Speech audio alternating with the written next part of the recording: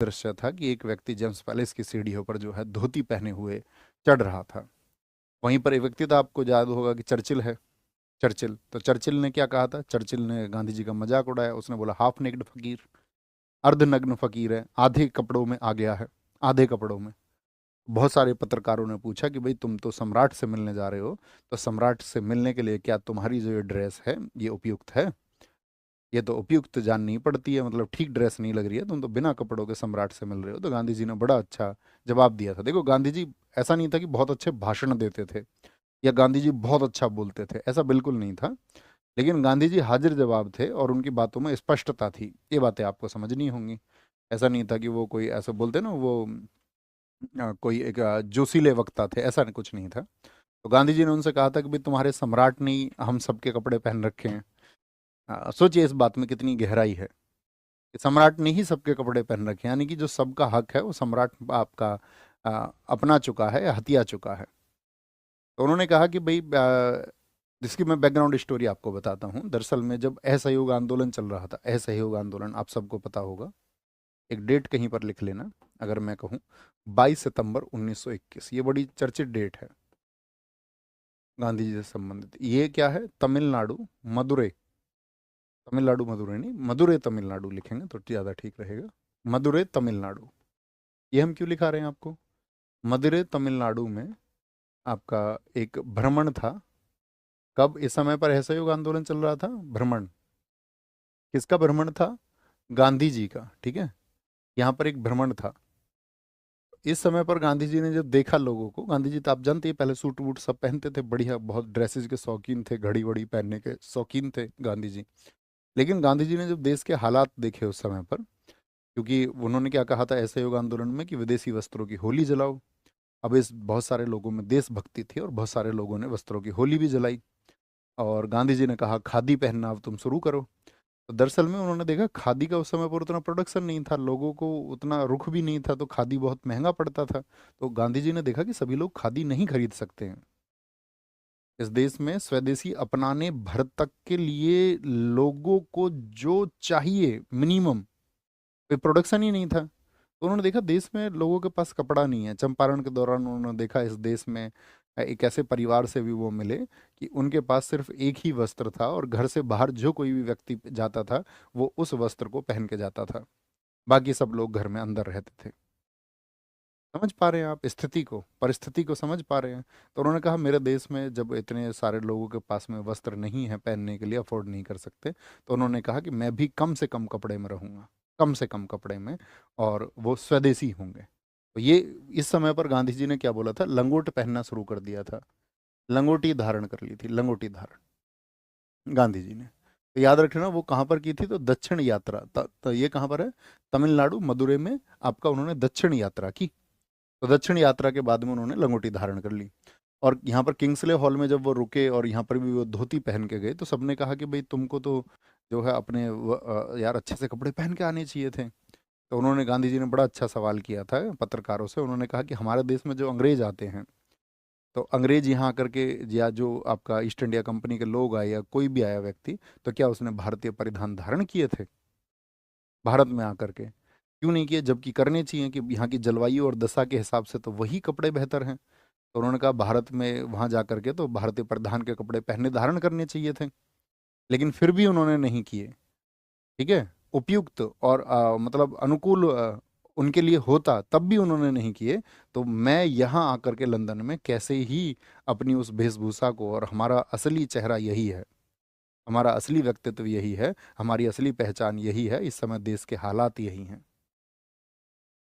ताकि कोई विचार कर पाए। और मैं चाहता हूं कि इसको दुनिया देखे कि हमारे देश के इस समय पर हालात क्या हैं, और ये जो सरकार की वजह से ही ये हालात हुए हैं, उस सोने की चिड़िया के हालात हुए हैं। अभी आप सबको पता होगा G20 का सम्मेलन हुआ था दिल्ली में। तो मेरा दिल्ली जाना हुआ तो मैंने देखा कि, आपने भी देखा होगा, भारत में जितना भी जो हमारा मतलब इलाका है, जो स्लम है, उस सबको ढक दिया गया, हरे कपड़े से ढक दिया गया उसको। जो हमारे यहाँ पर सड़कों पे, सड़क पे जो आपका लोग हैं, कोई आपका छोले कुलचे बेचता है, कोई कुछ बेचता है, जो ठेली हैं, छोटे छोटे जो वेंडर्स हैं, उन सबको हटा दिया गया। दिल्ली से लेकर के ग्रेटर नोएडा, जेपी में वो सम्मेलन हुआ था, और यहाँ इस बीच तक कोई एक वेंडर, कोई ठेली, कोई टपरी, कुछ नहीं था। और ऐसा नहीं कि एक दिन के लिए हटाया गया, उनके लिए उनको शायद 20 से 25 दिन तक।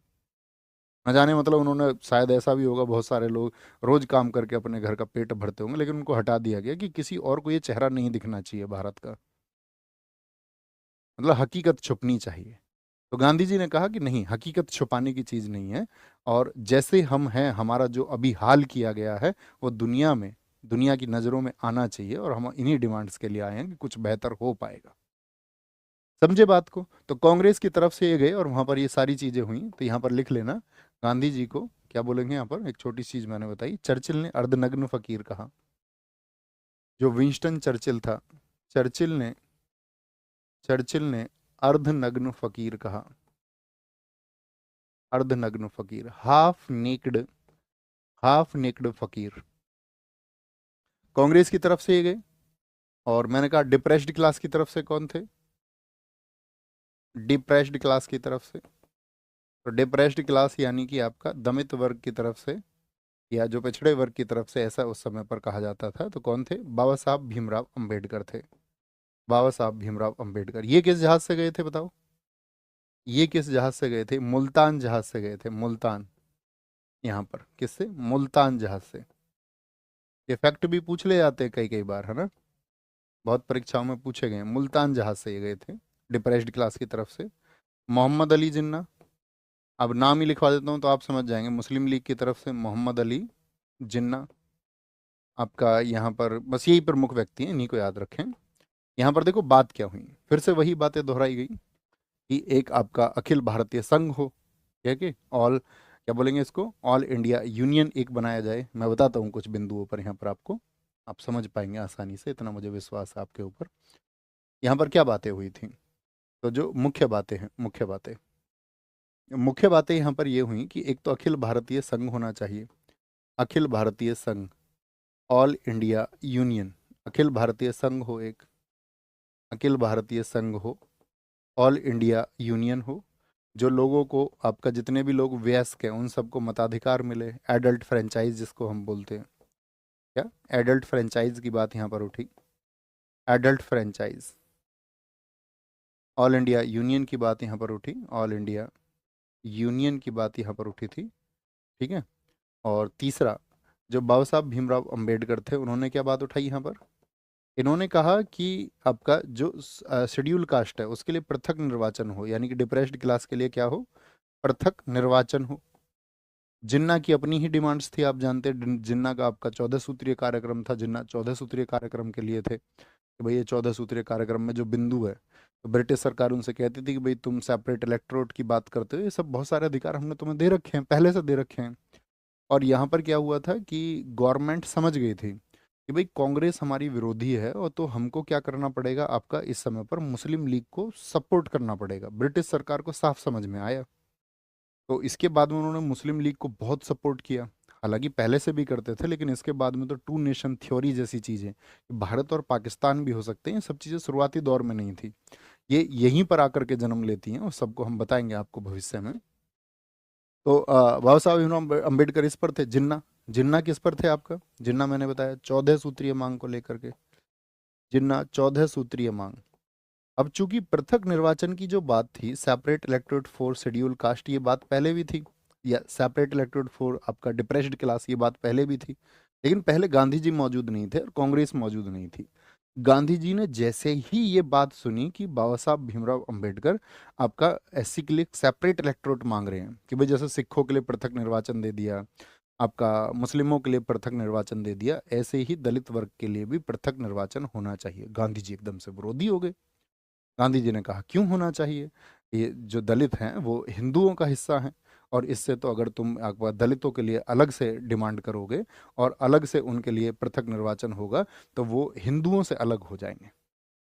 और वो आपका हिंदू, मतलब जो आपका वर्ग है उसका आप उससे अलग उसको ना माने, वो हम सब एक हैं। तो इस तरह तो आप क्या है कि आप धर्म को भी बांट देंगे और धर्म को भी आप कमजोर कर देंगे, और इससे जो हिंदू हैं वो कमजोर हो जाएंगे। इस तरह की डिमांड्स आप ना रखें। तो उन्होंने कहा कि भाई फिर तो एक काम होना चाहिए कि बाकी सबको, जिनको सेपरेट इलेक्टोरेट मिला हुआ है, पर उनको भी नहीं मिलना चाहिए, उनको भी। तो क्या बोलेंगे, यहाँ पर इनके विचारों में मतभेद आ गया। देखो कारण क्या थे उनके आने के। बाबा साहब भीमराव अंबेडकर जी का ये मानना था कि ये जो समाज में आपका छुआछूत जैसी चीजें हैं, यानी कि जितनी भी अनटचेबिलिटी जैसी चीजें हैं, अस्पृश्यता जैसी चीजें हैं, ये सब चीजें एक कानून बना करके जब तक दृढ़ नहीं होंगे तब तक इन सब चीजों को दूर नहीं किया जा सकता है। इसके लिए कानून होने चाहिए कि भाई कोई व्यक्ति अगर आपका मतलब अस्पृश्यता को बढ़ावा देता है, छुआछूत को बढ़ावा देता है, तो उसके लिए सजा का प्रावधान होना चाहिए। तो वही मानते थे कि भाई सबके लिए कानूनी एक आपका प्रोफार्मा होना चाहिए, एक ड्राफ्ट होना चाहिए कानूनी, जो इन सब चीज़ों को दूर करे। गांधी जी का कहना था नहीं नहीं नहीं, गांधी जी का कहना था कि इस सब का कारण है आपका समाज, सामाजिक व्यवस्थाएं और जो समाज में व्यक्तियों की सोच है। गांधी जी ने कहा जब तक समाज के हृदय परिवर्तन नहीं होंगे, यानी कि जब तक समाज खुद को नहीं बदलेगा, व्यक्ति खुद को नहीं बदलेंगे, तब तक ये व्यवस्थाएं दूर नहीं हो पाएंगी। और आपने देखा भी होगा आज के समय पर आप देखें, दोनों की ही बातें सटीक बैठती हैं।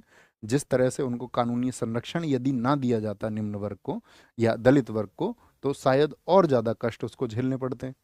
और साथ में आपने देखा होगा समाज में एक वर्ग के अंदर परिवर्तन भी आया है, जो इन सब चीजों के खिलाफ या इन सब चीजों के खिलाफ आवाजें उठाता, अवेयर जो लोग हुए, जो लोग सही मायने में शिक्षित हुए। सही मायने में शिक्षित का मतलब समझ रहे हैं?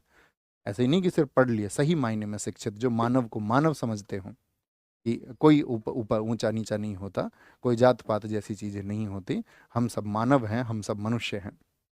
तो लेकिन दूसरा वर्ग आप कहेंगे, गांधी जी के पक्ष दूसरा भी देखिए, वह भी सत्य है कि जब तक समाज में प्रत्येक व्यक्ति अपने आप को नहीं बदल लेगा, आप कहेंगे भैया आज भी समाज में छुआछूत जैसी चीजें बहुत हैं, आज भी व्यक्तियों के हृदय परिवर्तन सही मायने में नहीं हुए हैं, जो मानसिक बदलाव होने चाहिए थे वो नहीं हुए हैं, यानी आज भी मौजूद है। तो कानून भी बन गए, अब तो आपका पॉलिटिकल राइट्स भी मिल गए, संविधान ने ताकतें भी दे दी, ठीक है, संविधान ने सबको बराबर भी होने का अधिकार दिया। लेकिन क्या तब भी छुआछूत जैसी चीजें संविधान या कॉन्स्टिट्यूशन खत्म कर पाया? तो आप कहेंगे भैया यहाँ पर फिर गांधी जी का जो सोचना था वह भी काफी हद तक सही था कि इसके लिए समाज का हृदय परिवर्तन होना जरूरी है। ठीक है, तो इन सब चीजों पर क्या हुआ, इन बिंदुओं पर असहमत हो गए, क्या बोलेंगे, इस वाले बिंदु पर क्या हो गए, गांधी जी असहमत हो गए, गांधी जी असहमत हो गए।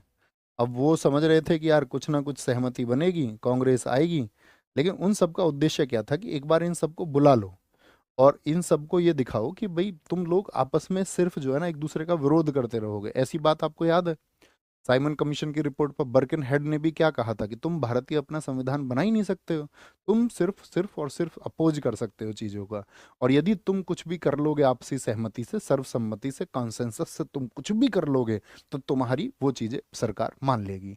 ठीक है, तो यहाँ पर ये दिखाना था उनको कि भाई तुम्हारा तो कॉन्सेंसस बन ही नहीं सकता, सर्वसम्मति से तुम्हारी कोई चीज निकल ही नहीं सकती।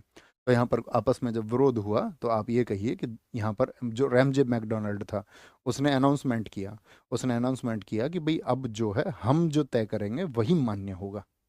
ठीक है, अब तुम लोग आपस में बहस करते रहते हो, और यहाँ पर सभी व्यक्तियों के हस्ताक्षर करवा लिए गए, सबके साइन करवा लिए गए रैमजे मैकडोनाल्ड के द्वारा कि यहाँ पर साइन करो सब लोग। गांधी जी ने भी साइन किए, सब लोगों ने वहां पर हस्ताक्षर किए कि भाई अब ब्रिटिश सरकार जो तय करेगी अब वही मान्य होगा। ठीक है, तो यहाँ पर हम कह सकते हैं, तो गांधी जी यहाँ पर फिर वापस आते हैं, और गांधी जी ने वापस आते ही वेस्टर्निया जहाज से गांधी जी वापस आए। गांधी जी जैसे ही वापस आए, तुरंत आते ही इन्होंने सविनय अवज्ञा को फिर से शुरू कर दिया। सविनय अवज्ञा फिर से शुरू, again started the civil disobedience, civil अवज्ञा पुनः शुरू, पुनः शुरू। ब्रिटिश सरकार ने कहा यार ये तो फिर से वही चीजें हो गई, बोले गांधी जी को तुरंत गिरफ्तार कर लो। और यहाँ पर क्या बोलेंगे, गांधी जी को गिरफ्तार करके फिर भेज दिया इन्होंने यरवदा जेल। लेके आए थे पहले रिहाई करके, और गिरफ्तार करके फिर से कहाँ भेज दिया, यरवदा जेल। मुझे बताइए यरवदा जेल कहाँ पर स्थित है, हमने आपको पढ़ाया था यरवदा जेल। अब क्योंकि हस्ताक्षर सबके हो चुके थे, अब ब्रिटिश सरकार ने सोचा कि भाई अब क्या किया जाए, तो एक वो तो जानते ही थे ब्रिटिश सरकार का तो काम था फूट डालो और राज करो की नीति पर। तो इस रैमजे मैकडोनाल्ड ने घोषणा की सांप्रदायिक पंचांट की। तो हम लोगों को समझना है वो सांप्रदायिक पंचांट क्या था, सांप्रदायिक पंचांट क्या था। और गांधी जी यहाँ पर गिरफ्तार हो गए। सविनय अवज्ञा फाइनली कब खत्म हुआ था, हमने आपको बताया था अप्रैल 1934 में। क्योंकि बीच में जब कोई चीज ऊर्जान्वित हो और एक ऊर्जा से काम करे, ऊर्जा से काम करें, और तो फिर वापस से उसी उत्साह से उसमें लोग जुड़